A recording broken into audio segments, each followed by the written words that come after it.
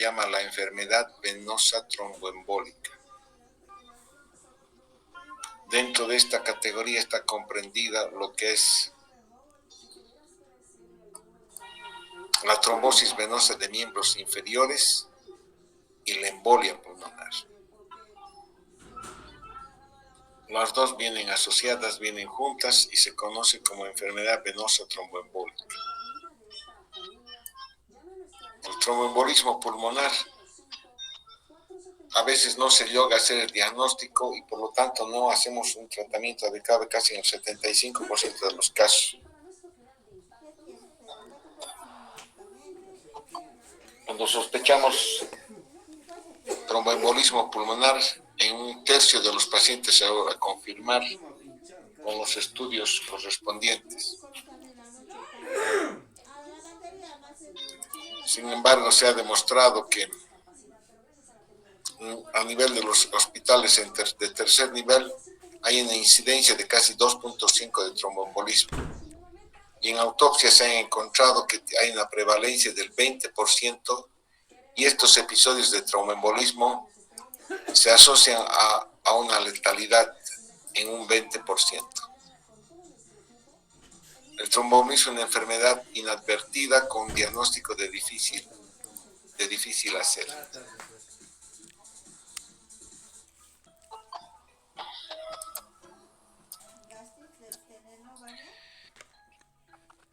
El tromboembolismo pulmonar es la obstrucción de una rama principal o periférica de la arteria pulmonar producido por un émbolo habitualmente. Este émbolo se origina por una fragmentación de trombos que existen a nivel de los miembros inferiores. Otra cosa es que en 90-95% de los casos, por lo tanto, el tromboembolismo es una complicación de la trombosis venosa profunda en pacientes que tienen factores de riesgo. Mañana anda a consulta, pero pues y en los que está presente lo que es la tríada de Virchow, que es la éstasis venosa, pero, estados de hipercoagulabilidad en tu garganta y una lesión de la pared vascular. ¿Escozor, ardor? Cuando existen estos tres factores es más probable que se produzca la lesión que se llama un trombo. Mira, pues fíjate cómo está haciendo. Eso va a ser de la gastritis. La gastritis ¿qué causa es? Acidez te causa la gastritis. Un trombo es la formación de un coágulo dentro del lumen de la vena. Y al fragmentarse este trombo produce lo que se llama un émbolo. Un émbolo que va a ir. Yo ayer ya te he notado. Feo, has empezado a toser. Ya eso por la circulación venosa. La vena cava inferior va a llegar a la aurícula derecha, al ventrículo derecho y va a ir hacia las ramas de la arteria pulmonar. Y dependiendo del tamaño que obstruya, puede producir diferentes formas clínicas de tromboembolismo pulmonar. Entonces, es esta obstrucción mecánica la que va a dar origen a los problemas. La obstrucción mecánica de estas ramas de la arteria pulmonar va a dar lugar a un aumento de la resistencia al flujo arterial pulmonar que va a producir lo que es una hipertensión arterial pulmonar. Estamos hablando del lado arterial pulmonar, no del lado venoso pulmonar. La hipertensión se asocia con problemas con patologías del corazón del lado izquierdo. Aquí estamos hablando de una obstrucción de ramas de la arteria pulmonar, que obviamente está pintado de azul porque lleva la sangre no oxigenada que proviene del lado derecho del corazón. Pero estas son las arterias pulmonares. Entonces yo voy a tener una hipertensión arterial y obviamente la hipertensión arterial va a producir una sobrecarga sistólica del ventrículo derecho. Tienen que recordar que en condiciones normales la circulación arterial pulmonar es de baja presión y de baja resistencia. De baja presión y de baja resistencia. Lo que hace que la pared muscular del ventrículo derecho sea delgada en comparación con la pared muscular del ventrículo izquierdo, que se va a contraer contra una alta presión, que es la presión sistémica de 120/80. La presión arterial pulmonar normal sistólica oscila entre 25 y 30 milímetros de mercurio. Entonces el ventrículo derecho se contrae en condiciones normales contra una circulación pulmonar de baja presión y de baja resistencia. El momento que se produce una obstrucción de ramas de la arteria pulmonar, va a aumentar la resistencia y por lo tanto la presión. Además de producir estos trastornos hemodinámicos en la arteria pulmonar, hay alteraciones de la relación ventilación pulmonar, que se va a reflejar con hipoxemia. Normalmente, ¿qué es lo que sucede en un trombo venoso? Que se forma en las piernas.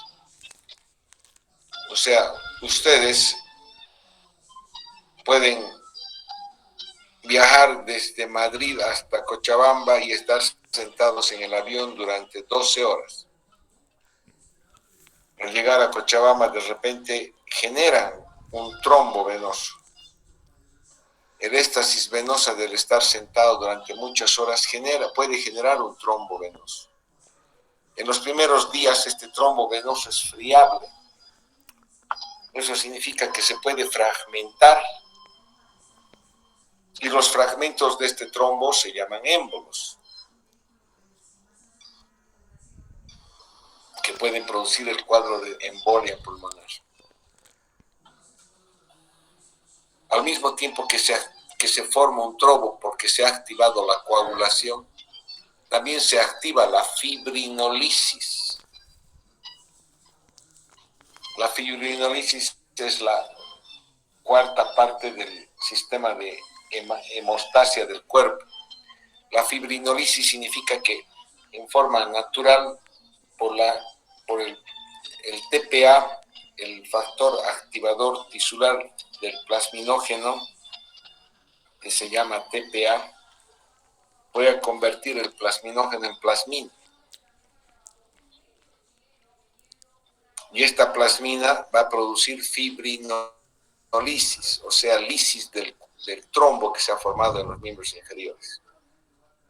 Claro que si estos trombos son extensos, son largos, pueden organizarse y adherirse a la pared venosa y producir lo que se llama un síndrome de insuficiencia venosa crónica. Aquellas personas que tienen miembros inferiores con una piel hiperqueratótica, hiperpigmentada, edematosa, son pacientes que tienen un cuadro de insuficiencia venosa crónica.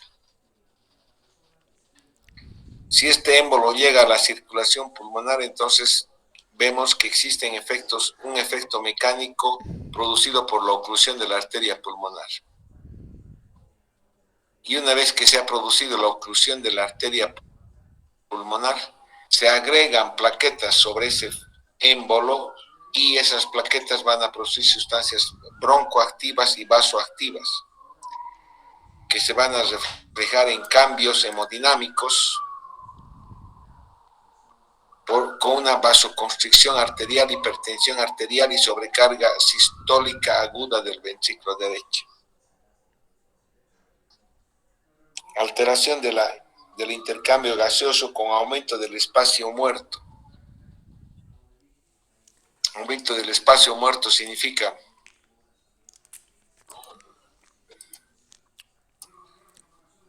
que hay zonas de ventilación sin perfusión, o hay zonas de ventilación con poca perfusión. Eso se llama espacio muerto. Además, porque se producen sustancias broncoconstrictoras, va a haber broncoconstricción y disminución del surfactante. En la circulación pulmonar, en el árbol arterial pulmonar, también se inicia una fibrinolisis. Y este proceso de fibrinolisis, el que va a permitir la resolución del trombo, y al mismo tiempo que lisa el trombo, que lisa las mallas de fibrina, porque se llama fibrinolisis, porque se convierte el plasminógeno en plasmina por el activador tisular del plasminógeno. Esta fibrinolisis va a hacer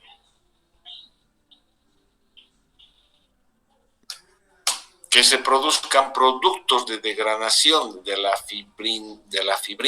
fibrinolisis. Y dentro de estos productos de degradación de la fibrina, que se llaman PDF, está lo que es el D-dímero, que es un elemento que nos va a ayudar para diagnosticar el tromboembolismo. Esta fibrinolisis puede producir una resolución variable del cuadro, del trombo, del Doctor, cuadro. disculpe, no cambió la diapositiva. ¿Qué dices? No cambió la diapositiva. Ya, qué pena.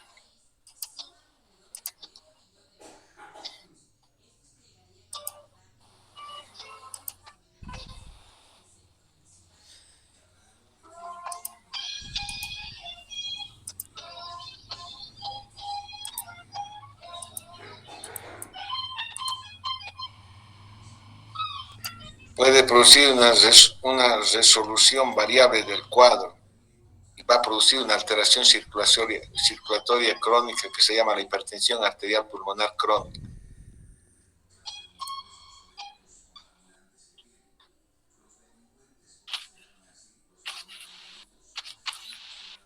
Para evaluar un paciente con tromboembolismo pulmonar hay que evaluar factores de riesgo.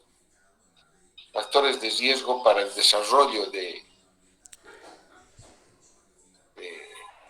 este fenómeno de enfermedad venosa tromboembólica, como ser factores de alto riesgo, como ser la cirugía ortopédica, prótesis de cadera, de rodillas, cirugía oncológica mayor, pacientes parapléjicos. Factores de riesgo moderados, como ser la insuficiencia cardíaca, infartos, antecedentes de tromboembolismo venoso, edad mayor de 60 años, pacientes con sobrepeso, con cirugía cardiovascular o abdominopélvica, o que tienen una inmovilización de más de 3 días. El cuadro clínico de un tromboembolismo pulmonar puede haber diversas formas clínicas del tromboembolismo pulmonar. Todo va a estar en relación a la magnitud de la oclusión del lecho arterial pulmonar y a la reserva cardiorrespiratoria que tenga el paciente.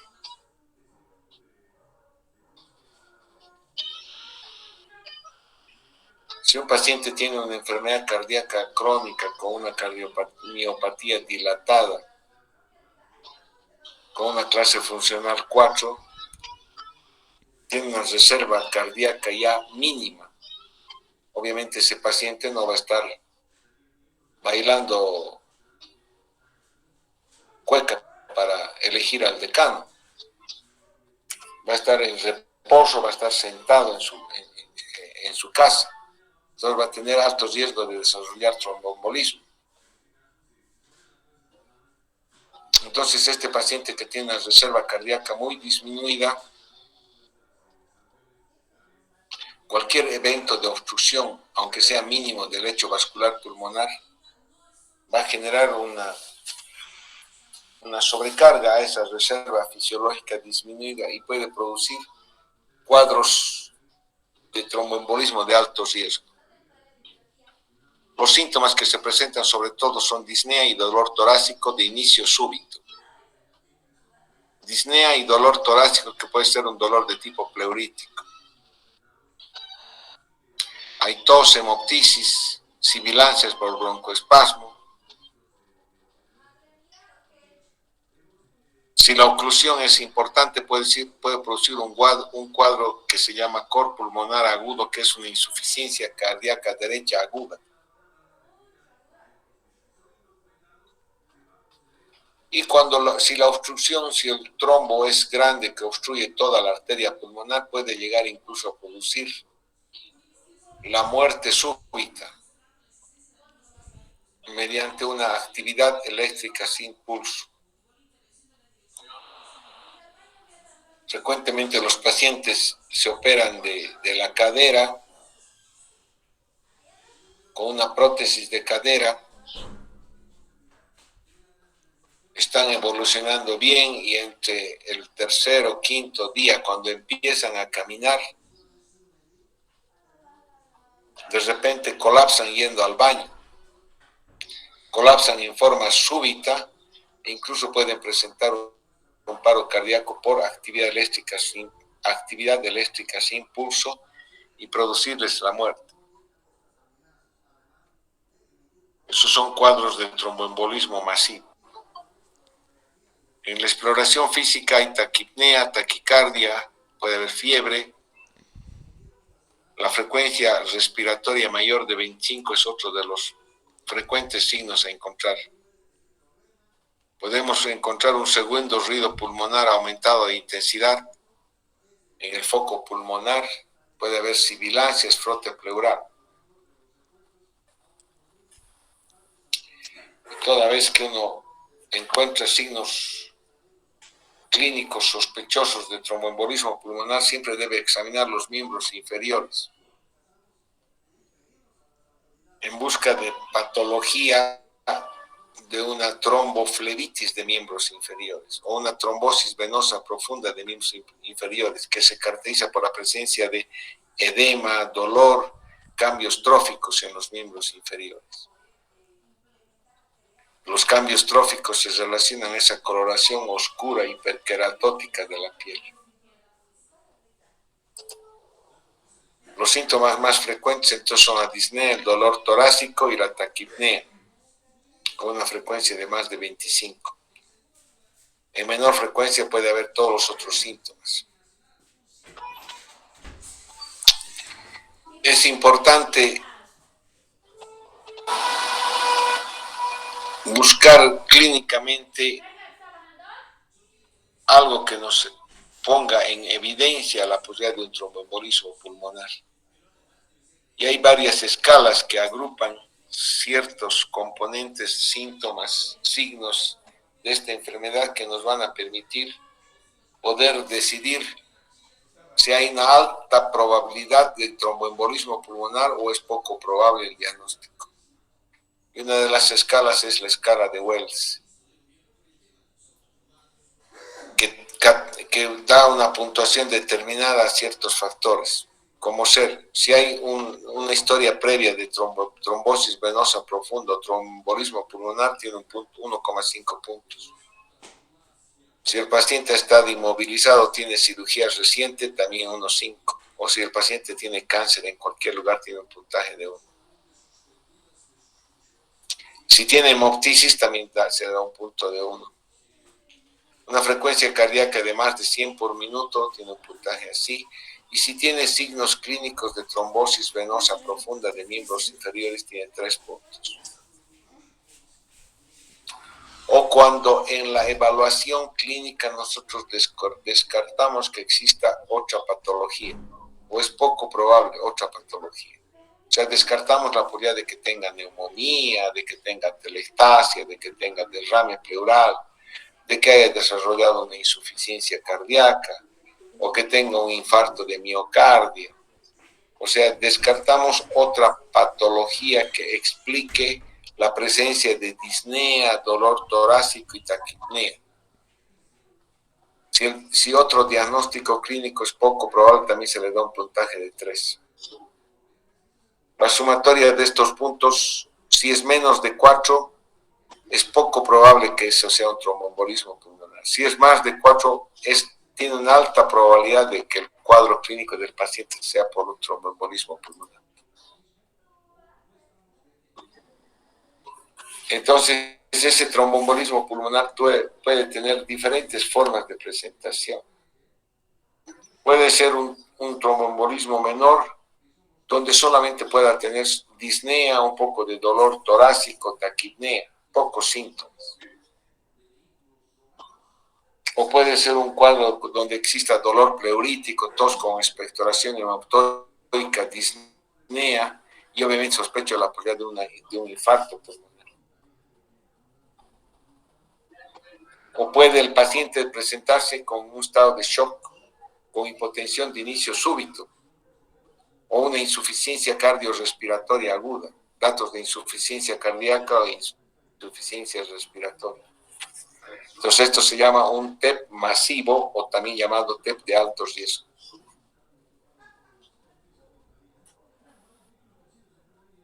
Puede ser un cuadro de tromboembolismo pulmonar crónico, donde se han producido episodios repetitivos de fenómenos tromboembólicos menores y que a la larga van a producir lo que es un cor pulmonar, y esto se llama TEP crónico.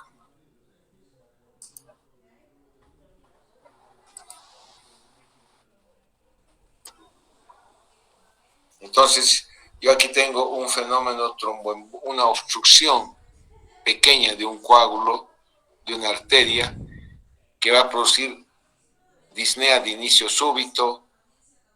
La auscultación puede ser normal, hay una obstrucción en la arteriografía, hay una obstrucción en las pequeñas arterias, hay taquicardia, y la radiografía de tórax es normal, o muestra una oligoemia. Entonces yo digo que esto es un paciente que tiene un TEP menor.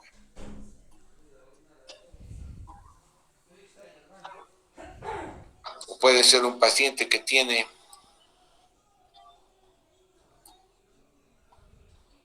una obstrucción periférica de una arteria principal y que va a producir lo que se llama una necrosis isquémica de todo el parénquima distal, un infarto del lóbulo inferior izquierdo. Y en la radiografía se va a ver una zona, una opacidad de forma triangular en cuña en la periferia. Y el paciente se va a quejar sobre todo de disnea y un dolor pleurítico, porque esto está en la periferia. Irrita la pleura y puede producir derrame pleural. Un dolor pleurítico y también puede tener hemoptisis. Entonces yo tengo el paciente que tiene la probabilidad de tener un infarto pulmonar.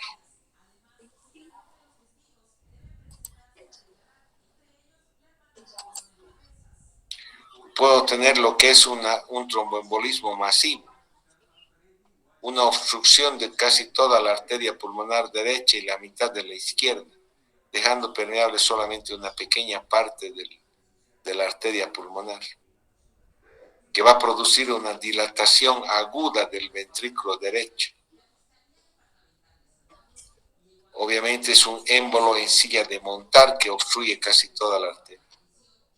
En la radiografía vamos a ver un crecimiento, una dilatación de las arterias, y vamos a ver una disminución de la vascularidad pulmonar. Obviamente no hay flujo sanguíneo en la periferia, una oligoemia, un aumento de la radiotransparencia en los campos pulmonares.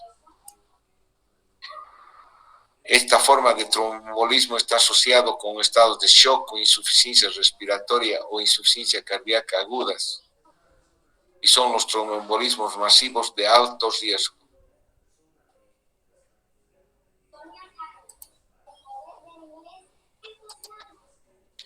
O puede ser un tromboembolismo crónico. El paciente desarrolla cambios estructurales en las arterias pulmonares, ya sean las grandes o las pequeñas. cambios estructurales que le van a llevar a una hipertrofia del ventrículo derecho, un crecimiento del ventrículo derecho.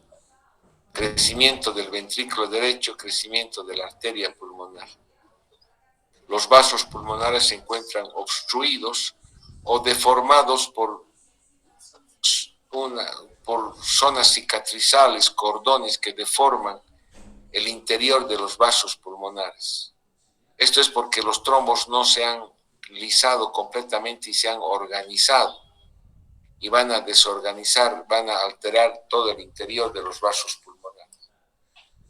Esto va a producir una insuficiencia respiratoria crónica hipoxémica, lo que se llama un cor pulmonar, y habitualmente secundario a un TEP crónico.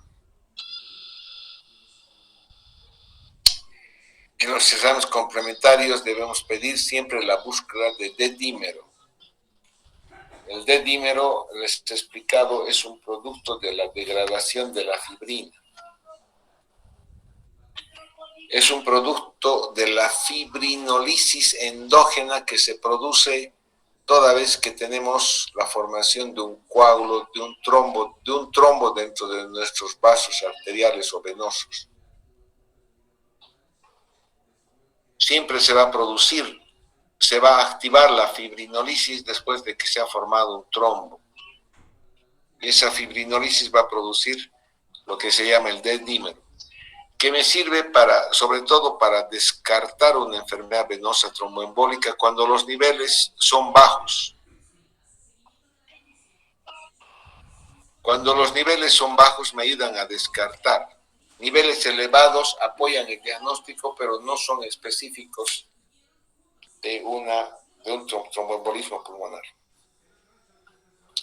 La gasometría puede ser normal hasta un 30%, pero podemos encontrar hipoxemia, hipocapnia o normocapnia. La radiografía de tórax nos sirve sobre todo para descartar otras patologías pulmonares o cardíacas. Si yo tengo una imagen de condensación con broncograma aéreo, entonces voy a pensar que ese paciente tiene neumonía y que la causa de su problema de descompensación clínica con tos, con disnea, con fiebre, es la neumonía y no un TEP. Entonces la radiografía de tórax sirve sobre todo para descartar otras patologías. En la mayor parte de los casos la radiografía de tórax es normal en un tromboembolismo pulmonar, o puede haber elevación del diafragma, un infiltrado pulmonar periférico, un derrame pleural, o oligoemia, signos de oligoemia, disminución de la vascularidad de alguna región del pulmón, con atelestasias laminares. En el electrocardiograma, también el electrocardiograma nos ayuda para descartar o ver si no hay un diagnóstico de una descompensación o un cuadro cardíaco agudo. En el electrocardiograma voy a encontrar elevación del segmento ST, entonces voy a pensar que ese paciente está haciendo infarto y la descompensación no es por TEP, sino es por infarto. En un TEP masivo podemos buscar característicamente la presencia de una onda S1Q3T3. Inversión de la onda T, sobre todo en las derivaciones derechas, e hipertrofia y sobrecarga de las cavidades derechas. Entonces el patrón S1 es la presencia de una onda S en derivación 1, Q en 3 y T3. S1, Q3, T3. Obviamente aquí hay una taquicardia sinusal, hay un desvío del eje hacia la derecha, hay datos de crecimiento, dilatación del ventrículo derecho con una onda R predominante en VR y en V1 y una onda S predominante en V5 y V6. Entonces todos estos criterios de taquicardia sinusal, desvío del eje a la derecha, S1, Q3, T3, son datos electrocardiográficos que me permiten apoyar el diagnóstico de un tromboembolismo pulmonar. Una ecocardiografía Toda vez que hay una descompensación cardiorrespiratoria, siempre es bueno pedir una ecocardiografía para evaluar la función cardíaca. En un tromboembolismo pulmonar, nosotros, sobre todo cuando es de alto riesgo o es masivo, la ecocardiografía me sirve para valorar la funcionalidad del ventrículo derecho. La funcionalidad del ventrículo derecho. Si hay un aumento del diámetro del ventrículo derecho, abombamiento del septo interventricular hacia la izquierda, con reducción del diámetro del ventrículo izquierdo, o datos de hipoquinesia o aquinesia del ventrículo derecho, todo nos indica un compromiso del ventrículo derecho, una disfunción del ventrículo derecho. La presencia de insuficiencia tricúspide también me indica una hipertensión arterial pulmonar. E indudablemente la ecocardiografía me permite calcular la presión en una arteria pulmonar. Hay datos ecocardiográficos que usa el médico que está haciendo la ecocardiografía que le permite calcular la hipertensión arterial pulmonar de acuerdo al diámetro, a la velocidad de flujo en la arteria pulmonar.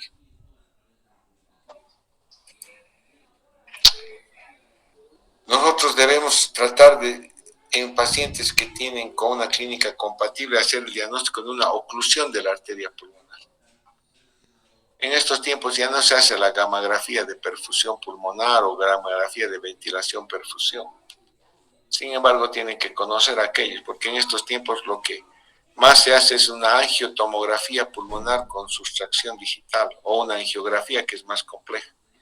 Pero la angiotomografía pulmonar es una forma de estudio tomográfico de rápido acceso que va a hacernos un diagnóstico de oclusión de la arteria pulmonar. En la gamografía de ventilación hay una alta probabilidad de tromboembolismo pulmonar cuando hay 2 o más defectos segmentarios de perfusión, pero con ventilación normal en esa zona y con radiografía de tórax normal. O sea, yo tengo una falta de perfusión con ventilación y radiografía de tórax normal. Cuando se asocia estos defectos de perfusión con ventilación y radiografía de tórax normal, digo, existe una alta probabilidad. En el proceso de diagnóstico siempre hay que ver las piernas. Toda vez que hay una enfermedad venosa tromboembólica hay que hacer un examen clínico de las piernas en busca de los datos clínicos de trombosis venosa profunda, o hacer estudios de un ecodoppler venoso de miembros inferiores o una venografía de miembros inferiores para detectar la presencia de trombos en las piernas. Entonces, sospechamos por la presencia de factores de riesgo, los antecedentes clínicos. La probabilidad encima de los factores de riesgo aumenta cuando hay signos, una clínica compatible con TEP. Y cuando encuentro dedímeros elevados, una gasometría arterial, o una anormal, o una radiografía de tórax normal, o un electrocardiograma con las características señaladas. Esto me da una alta probabilidad de tromboembolismo pulmonar. Y eso confirmo con la presencia de un ecodoppler de miembros inferiores. Pues en el ecodoppler de miembros inferiores yo encuentro evidencia de trombosis venosa profunda. A veces ya no es necesario hacer otros diagnósticos, porque al existir ya trombosis venosa profunda y una clínica compatible, hay una alta sospecha de TEP. Se puede hacer la gamografía y lo más importante es la angiotomografía pulmonar de alta resolución, que es el estudio que más se usa para poder diagnosticar un tromboembolismo pulmonar. Una vez diagnosticado el tromboembolismo pulmonar, hay que catalogarlo si es de alto riesgo o de bajo riesgo. De alto riesgo de mortalidad, o sea, de una mortalidad temprana por el tromboembolismo pulmonar. Y esta severidad o este riesgo de mortalidad está dado por el compromiso anatómico o la forma de distribución del trombo en las arterias intrapulmonares y por la reserva cardiovascular y respiratoria que pueda tener el paciente. Les vuelvo a repetir, si un paciente tiene EPOC y tiene una reserva respiratoria ya reducida, cualquier evento menor de tromboembolismo pulmonar puede deteriorar en forma progresiva e importante a ese paciente y conducirle al fallecimiento. En las guías estos tromboembolismos de alto riesgo se llaman masivos o submasivos. El alto riesgo está dado entonces por la magnitud de la obstrucción de la arteria pulmonar y analizando si el paciente tiene patología cardíaca o respiratoria y si esta patología cardíaca o respiratoria está o no está descompensada. Cuando existe un alto riesgo está dada por la presencia de disfunción del ventrículo derecho o por injuria del ventrículo derecho. La disfunción del ventrículo derecho va a ser reflejado por un estado de shock y la lesión del ventrículo derecho va a ser reflejada por la secreción de troponinas de las células miocárdicas lesionadas, que son signos de microinfarto del ventrículo derecho. Entonces, para estratificar el riesgo, yo uso marcadores clínicos como la presencia de un estado de shock o hipotensión, que es lo más fácil de detectar. Marcadores de disfunción del ventrículo derecho y de lesión miocárdica del ventrículo derecho. Lesión miocárdica. De disfunción del ventrículo derecho en la ecocardiografía, nuevamente repetimos, dilatación del ventrículo derecho, desviación del tabique, hipoquinesia o sobrecarga sistólica del ventrículo derecho. En la tomografía también hay desvío de dilatación del ventrículo derecho, desvío del tabique interventricular. Puedo yo solicitar el péptido natriurético atrial, el propéptido, que se encuentran elevados por una dilatación súbita de la aurícula derecha. Péptido natriurético atrial. Y en el cateterismo hay elevación de las presiones de la aurícula y del ventrículo derecho. Marcadores de lesión del ventrículo derecho, lesión miocárdica con la presencia de troponina T o I positivas. Entonces, cuando yo tengo marcadores de alto riesgo, como ser en la clínica hipotensión, hallazgos de disfunción del ventrículo derecho o injuria, tengo un riesgo de alrededor de más de 15% de mortalidad de estos pacientes, mortalidad temprana por el tema. Cuando no tengo ninguno de estos elementos, se dice un tromboembolismo pulmonar de bajo riesgo o que tiene una mortalidad de menos del 1%. Entonces, clínicamente es la presencia de shock o hipotensión en el momento de presentación de estos pacientes que tienen TEP, lo que nos va a permitir distinguir si tiene alto riesgo o tiene un bajo riesgo. Si no hay hipotensión, no hay shock, se dice de bajo riesgo. La estrategia de manejo de estos dos grupos es diferente. En los pacientes de bajo riesgo, cuando el diagnóstico es altamente probable con una escala de Wells de más de 4 puntos y que no tiene contraindicaciones para el tratamiento, que es la anticoagulación, es mejor iniciar la heparina por infusión endovenosa o las heparinas de bajo peso molecular y al mismo tiempo anticoagulación por vía oral, mientras se continúan haciendo los estudios complementarios para confirmar o descartar un tromboembolismo pulmonar. Sobre todo cuando no hay contraindicación a la heparina, que es la presencia de una hemorragia digestiva activa reciente, una hipertensión arterial severa, no controlada, un trastorno hemorrágico primario, hemorragias intracerebrales, traumatismos cráneoencefálicos, con hematomas, contusiones, hemorragias intracerebrales, una insuficiencia hepática. Si no hay estas contraindicaciones y el paciente tiene un diagnóstico probable de tromboembolismo, es mejor iniciar la anticoagulación con heparina por vía intravenosa en infusión venosa. La heparina se usa con una dosis inicial de 80 unidades kilopeso, lo que hace más o menos tener que administrar entre 2.000 a 3.000 unidades como la dosis de impregnación.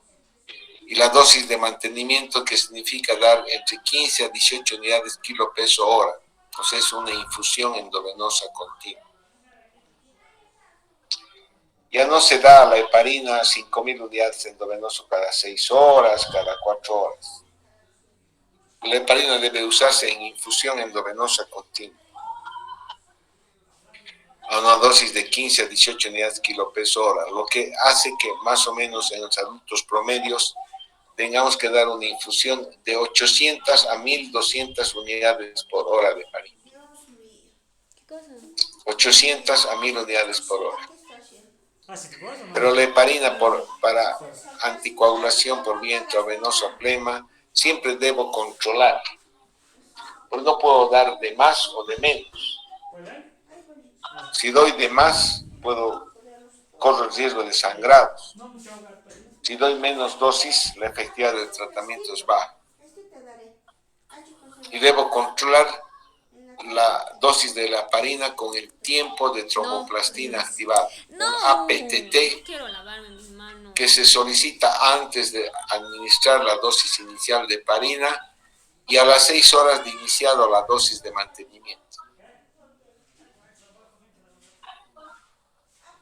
Este nivel antes de iniciar la heparina es el fundamental porque me va a permitir tener un patrón determinado de un nivel de anticoagulación adecuado, que con la infusión de heparina significa que yo tengo que tener un APTT entre 2 a 2.5 veces el valor basal. Yo tengo un valor basal de APTT de 35 segundos, entonces una anticoagulación óptima con heparina va a significar tener 2 veces 35, o sea, 70 segundos. Entre 70 y 85 segundos tiene que ser el valor ideal de anticoagulación de ese paciente que tiene un valor basal de 35 segundos. Si yo no estoy en este rango, tengo que modificar la infusión de insulina variando más o menos en 200 unidades por hora. Si está muy elevado el APTT, voy a disminuir 200 unidades hora. Si está muy bajo el APTT y no ha cambiado del valor basal, voy a aumentar en 200 unidades hora. Y tengo que volver a hacer una reevaluación 4 a 6 horas después para saber si ya me encuentro dentro del rango terapéutico, que es un APTT entre 2 a 2,5 veces el valor basal. No sé. Sí, debido a estos inconvenientes que significa la infusión, la anticoagulación por infusión endovenosa continua de heparina en los pacientes de bajo riesgo, es que se ha aprobado ya el uso de la enoxaparina por vía subcutánea, una heparina de bajo peso molecular. Poquito voy a probar. La más usada es enoxaparina, una dosis de 1 miligramo kilopeso cada 12 horas o 1.5 miligramos una vez al día. Estas dosis son dosis plenas de heparina. Hace aburrir este doctor teórica. Dosis plenas de anticoagulación. El doctor es más divertido. Lo que obviamente nos va a permitir anticoagular al paciente sin necesidad de hacer estos controles de laboratorio cada 6 horas, sin necesidad de modificar la dosis de heparina de acuerdo a los resultados del laboratorio. Entonces yo puedo anticoagular con enoxaparina. Y al mismo tiempo hay que iniciar anticoagulación por vía oral en las primeras 48 horas. Antes el anticoagulante de elección era la warfarina, a una dosis de 5 a 10 miligramos día, la dosis inicial con un mantenimiento entre 2.5 a 5 miligramos día, pero también nuevamente la warfarina tiene que ser, su dosificación tiene que ser controlada de acuerdo a parámetros de laboratorio, que es el INR, el Índice Normatizado Internacional del TP. Para tener una adecuada anticoagulación con warfarina debo buscar un INR entre 2 a 3. Valores mayores a 3 corro el riesgo de sangrado. Valores menores a 2 se corre el riesgo de dar un tratamiento inadecuado. Estoy comiendo. Sí, estoy comiendo. De ahí que actualmente se están usando nuevos anticoagulantes solares para reemplazar a la warfarina, que no requieren el control periódico del INR. Voy a llevar Son anticoagulantes, los más usados son los anticoagulantes antifactor 10 activado.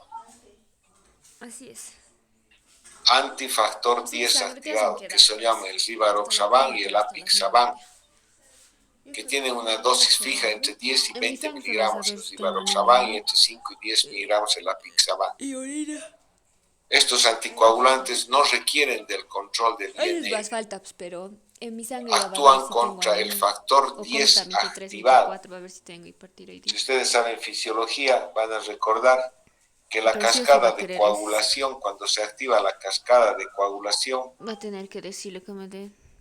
Le voy a decir, no he podido, la última fase de la cascada de la coagulación es la formación del factor 10 activado. No he podido, ¿sí? Mira, hasta ahora no estoy haciendo. Ahí es donde actúan estos antifactor 10. Si no hay activación de la cascada de coagulación, no van a actuar.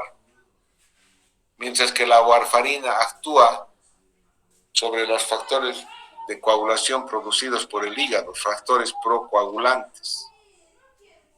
Y de ahí el riesgo de que se produzca una hemorragia con el uso de la warfarina, que va a estar en relación a la duración del tratamiento, tiene interacciones farmacológicas con analgésicos, aspirina, antibióticos, y en personas de mayor edad aumenta el riesgo de hemorragia. ¿Qué tiempo voy a tratar? Voy a anticoagular con heparina o con enoxaparina por 5 a 7 días y al mismo tiempo iniciar anticoagulación oral, idealmente con rivaroxaban o apixaban. En aquellos pacientes cuyos factores de riesgo se controlan y vuelven a una vida normal, el tiempo de anticoagulación puede ser de 3 a 6 meses. O puede ser más o incluso toda la vida. Si un paciente viene de España, tiene 50 años y ha tenido un episodio menor de tromboembolismo pulmonar, puede que requiera una anticoagulación por 3 meses y nada más. Y si ese paciente vuelve a una vida normal, entonces ya no va a requerir más anticoagulación. Pero si es un enfermo que tiene un cáncer de próstata metastásico y que todo el día está sentado en su casa porque ya su enfermedad está avanzada, entonces este paciente va a tener constantemente factores de riesgo de tromboembolismo pulmonar. Entonces quizás a este tipo de pacientes le tenga que anticoagular de por vida. O sea, las decisiones clínicas de la duración de la anticoagulación van a depender del cuadro clínico de los enfermos. Esto es el manejo de tromboembolismos de bajo riesgo. La diferencia en el manejo del tromboembolismo de alto riesgo, en aquellos que tienen un aumento súbito de la presión en la arteria pulmonar, de la resistencia al flujo, es que tengo que tratar de abrir estas arterias pulmonares.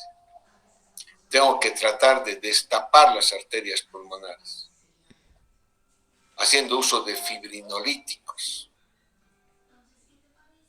ya sea por vía sistémica o por vía local con fragmentación del coágulo y aspiración del coágulo. Obviamente, para hacer una fibrinolisis local con fragmentación del coágulo se necesitan laboratorios de hemodinamia y personal especializado que maneje la técnica de realizar esta terapia endovascular.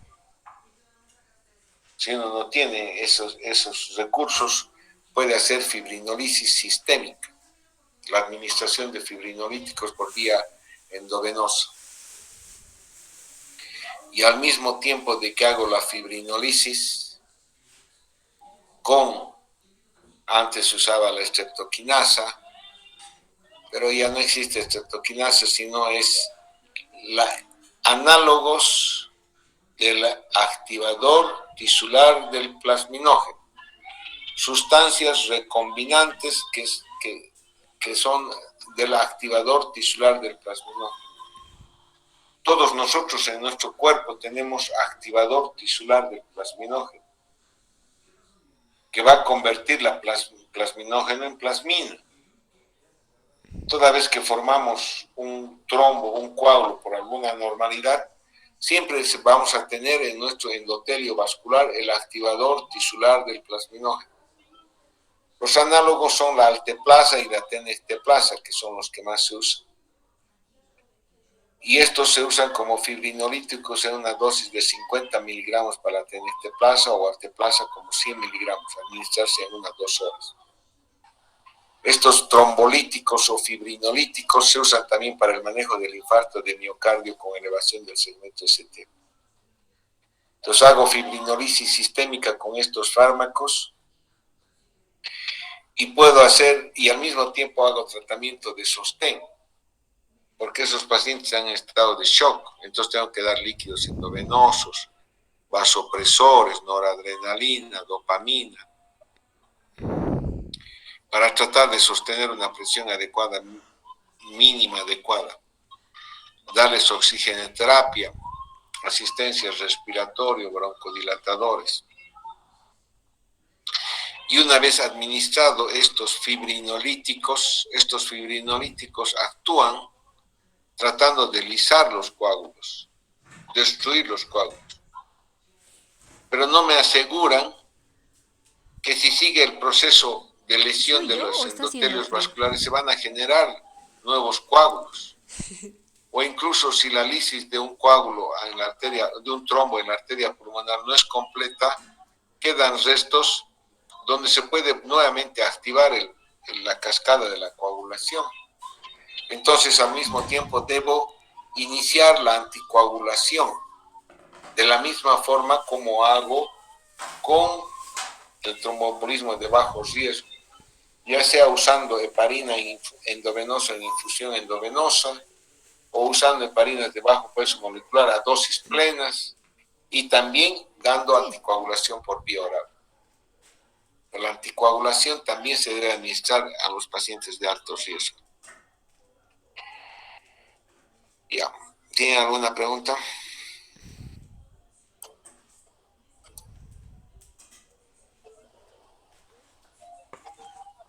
¿Por qué tan poquito?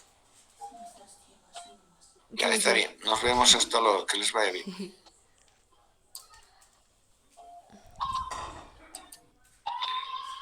Doctor, ¿Han escuchado o no han escuchado ninguna parte del tema o directamente no han escuchado y todo se ha cortado? no, doctor. ¿Se escucha, ¿Han doctor? escuchado un poco el tema? Lo que deberían hacer ustedes para mejorar su aprendizaje es exigir clases presenciales. Porque esta forma de dar clases es lo más precario que puede existir. Deberían exigir presencialidad a todo nivel, tanto en las clases teóricas, bueno, en las prácticas ya creo que todos están haciendo clases presenciales, porque están